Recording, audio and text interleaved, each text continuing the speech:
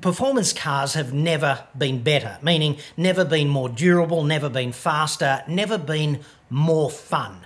That's just a fact, dude. You can look through those rose-coloured glasses in the temporal rearview mirror and romanticise that 1963 fastback Mustang or Cosworth Escort, whatever, but the reality is they've never been better today. That's just how it is. But they have lost some important functionality, many of them at least.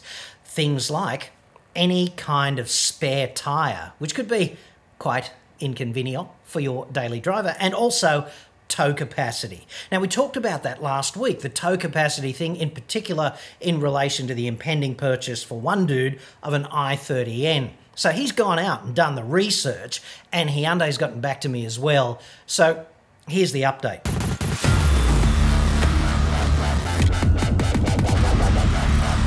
I'm John Cadogan from AutoExpert.com.au, and I get new cars cheap. For buyers here in Australia. Website for that, obviously, or you could just click the card that's up there now. 7.693 times out of 10 statistically. Dude. So last week, okay, Chris Colonis got onto me. He wants to buy an i30N. He does occasional light towing. i30N is just Goldilocks for him. And I approve of this purchase, obviously, because it's an awesome car. Unfortunately, though, you can't get one with a tow bar, even though in the EU you can. So someone somewhere has engineered a tow bar for i30N, but it's not available here. Okay? So what I said to Chris was that maybe he should go and talk to a couple of authorised signatory kind of engineers and see if it's not easier for a dude to do a one-off compliance for things like that, easier than a car maker and all the repertoire that they might have to go through to comply something such as that. And anyway, Chris did the legwork and got back to me with the results. So he's really been the investigative journalist here, and I'm just anchoring it for him. So anyway, Chris made some inquiries with a couple of VASS engineers as suggested by you, and also with Heyman Reese, as suggested by one of the viewers in the comments section. I thought I would provide an update on the outcome of those inquiries. Well, thanks, Chris. Engineering option. Both engineers advised that this option is not possible, regrettably. One engineer advised that effectively I would need to do the work Hyundai refused to do, which would include the engineering analysis and even maybe crash testing to validate that the vehicle is safe with the towing apparatus attached. I would need to provide conclusive proof to VicRoads, that would be the Victorian Registration Authority, if you're not from around here, to substantiate that it complies with the Australian design rules. Even though an OEM tow bar is available in other markets, effectively the ADR does not allow for a workaround when the gross combination mass is not specified, which includes the trailer weight, obviously, okay? Heyman Reese option now. Heyman Reese advised Chris that while they would like to offer a tow bar option for such vehicles, producing a hitch attachment is not an issue for them, but they cannot provide the necessary compliance to make it legal. Damn it. The gentleman from Heyman Reese also suggested that the ADR seems to assess tow bars differently to other jurisdictions, and therefore manufacturers are forced to go through a compliance process to comply. For myself, effectively a one-off workaround is not possible. Game over on this front. So that's interesting, isn't it? Because I had a conversation some time ago now with a wheel in the federal government who basically told me that the regulations, like the ADRs, are essentially harmonised FMVSS's or UNECE regulations, which would be Federal Motor Vehicle Safety Standards in the United States or UN compliance regulations in the EU. Okay, and this was done to effectively reduce the cost of compliance in Australia, because we used to have these quirky, sort of insignificantly different but different ADRs, and it was really expensive to homologate a car for sale in Australia. And my understanding since then, based on that interview, has been that the burden of regulatory compliance in Australia has been reduced or eliminated, but in this case it seems just reduced, doesn't it? Because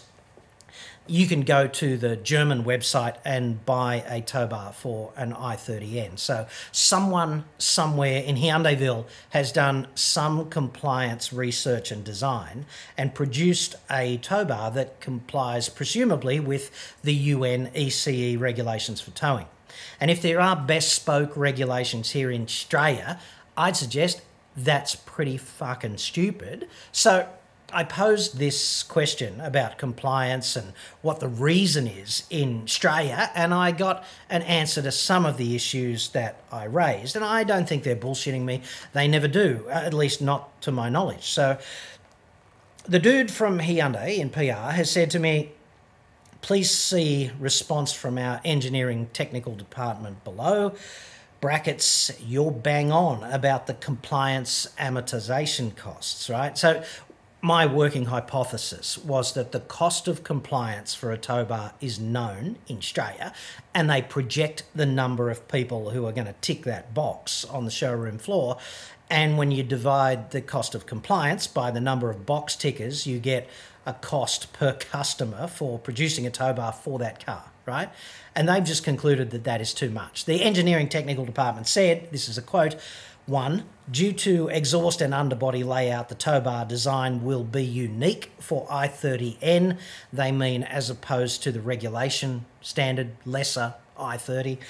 And 2, whilst i30N is very popular and in high demand, it is still relative to the whole i30 range a niche model. Hence, we cannot justify the business case to develop a tow bar for what would amount to a handful of customers. So that's unfortunate if you are in the market and you need a car that will tow occasionally.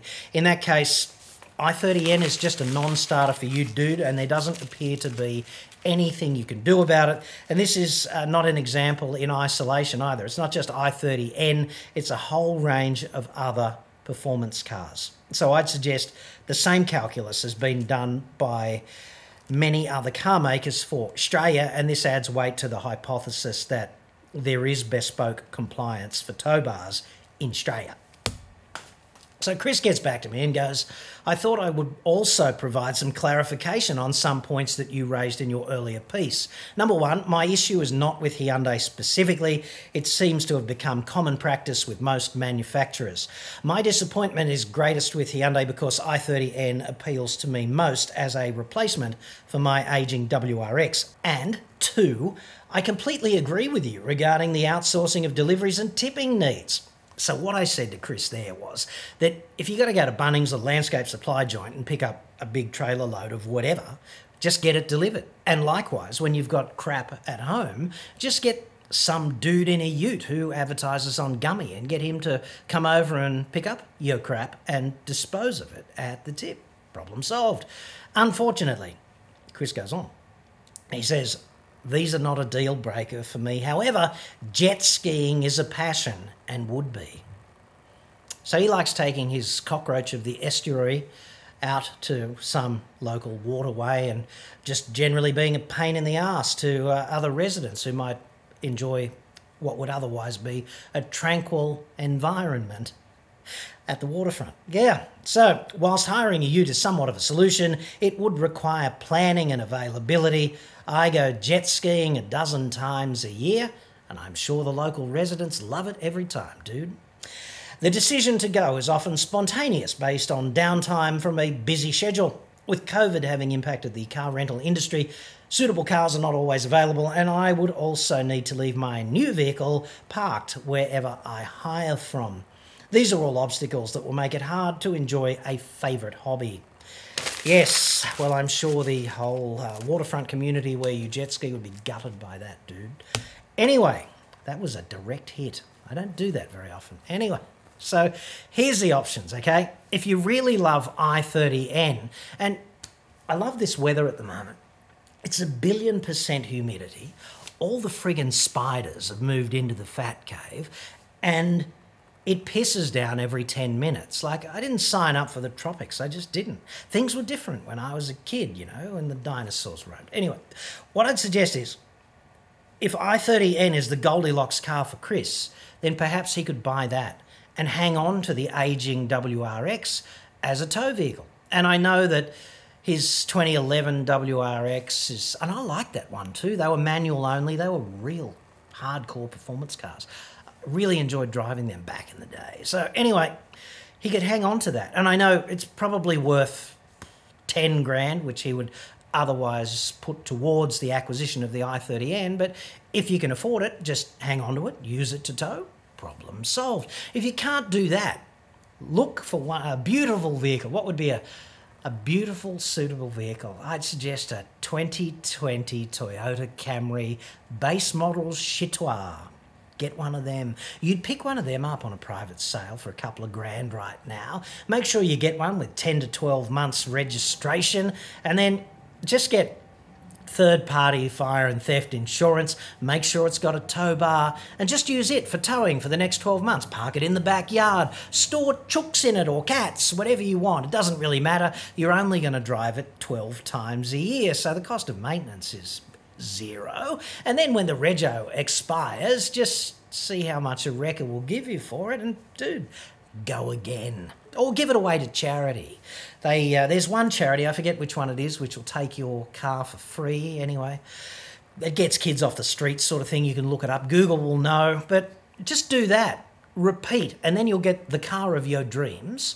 And it'll cost you 2 grand for about 12 months. That'll cost you about $40 a week to take estuary cockroach out and inflict it on the people who would like tranquility at the waterfront where they live. And you can be happy, they can be sad, and the cost is kind of minimal. And car of your dreams will be in the driveway and not subject to the slings and arrows of just dumping it outside some grubby car rental operation in the seedy end of town. So, dude, that's what I'd do. But there doesn't appear to be a workaround in this case, and I'm gutted that I couldn't figure out something better for you. But life is what it is, and the thing about facts is, I guess you don't have to like them.